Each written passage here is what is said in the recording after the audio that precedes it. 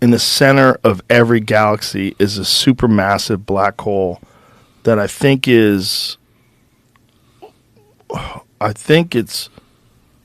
is it, 0.5% of the mass of the entire galaxy? It's in the something along those lines. It's at so the larger the galaxy, the larger the supermassive black hole. And there's real speculation that if you went through that black hole, you reach another universe with also hundreds of billions of galaxies, each with hundreds of billions of stars. Each one of those galaxies has a supermassive black hole. You go through that, another universe. Hundreds of billions of galaxies, hundreds of billions of black holes. You go through them, hundreds of billions of galaxies, new universes everywhere. And then there's dimensions. This is the real speculation when people start talking about UAPs and alien life, and there's two thoughts. One thought, well, there's more than two thoughts. One thought is that they are us from the future. Another thought is they are us from their people, their things, their intelligent life forms, maybe even artificial intelligence, something that has been created from other galaxies that is physically transported here. And then the other thought is there's interdimensional travel, that there are beings from somewhere that are capable of visiting this dimension that we exist in, but they exist in something, so they are here all the time. They're just here in a way that we have no ability to access them, but they can access us. And time, and I've heard you say this, it's something we made up. Right. There's no such thing as time. Right. This is the only time right now. Yeah, it's gone already. Yep. It was here, it's gone. Right. Now, you talk about, be nice. What is this, Jamie? Quick animation NASA made to give you a size reference, if you will. Okay. It starts with the middle thing is the sun, our sun. And I think these are different supermassive black holes. Right. They're small, obviously. I'm going to try to speed it up so it doesn't take too long. Let me go 2 speed.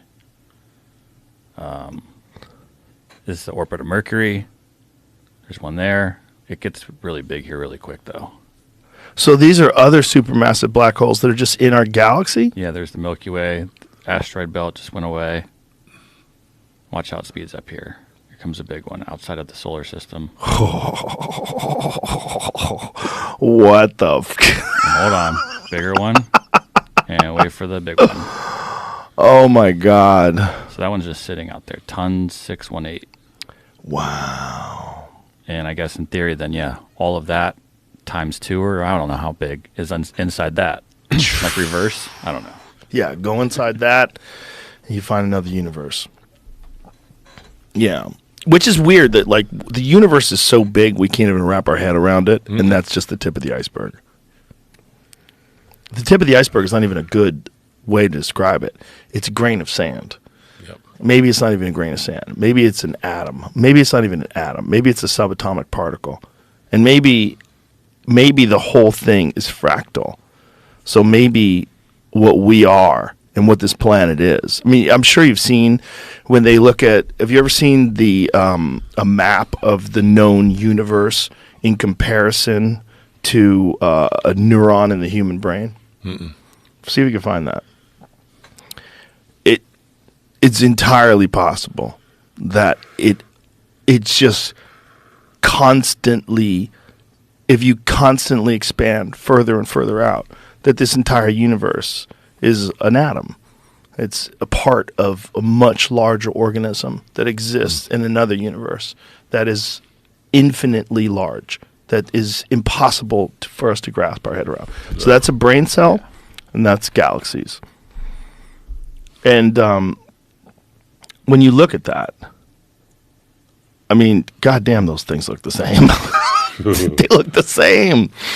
Neural network and the cosmic web, they look the same. And if they are the same, if that is what a brain cell is, and that the entire universe is a part of the brain of an infinitely large individual that's a part of a civilization that also exists in another universe that's a part of an infinitely large being, It's a brain cell of that. That universe is a brain cell of that thing. And then it just keeps going and going and going and going. And even the idea of the Big Bang is just like, maybe not. Maybe it's always been here. Maybe it's just constant. And maybe it's God. Maybe the whole thing. Maybe those people, aliens, whatever you want to call it, visited Earth about 65, 75 million years ago, and they said, hey, no life like us can live here with these dinosaurs running around. Yeah. Let's burn this sumbitch down. It could be. And poof. It could be that's just how it's sort of designed. That the thing is designed to, like, the only reason for us to advance and the only reason for us to create civilization is you can't live where you are without structure. You can't live where you are without agriculture. You can't live where you are without controlling resources. And so then as they fight off the predators, they develop better weapons. As they fight off the Mongol hordes, they develop better methods of protecting civilization and societies. And it just keeps expanding further and further and further.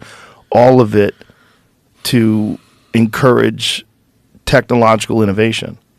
And that without that strife, without the problem, like with the problems that we have in the world today, what if they didn't exist? Everyone's like, oh, we'd have utopia. But would we? Would we? I don't know. I mean, it seems like we're designed for chaos. We're designed for constant struggle.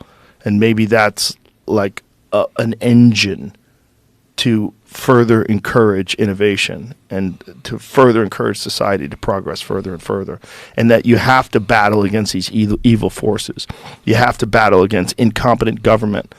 Otherwise, you have no motivation to do better.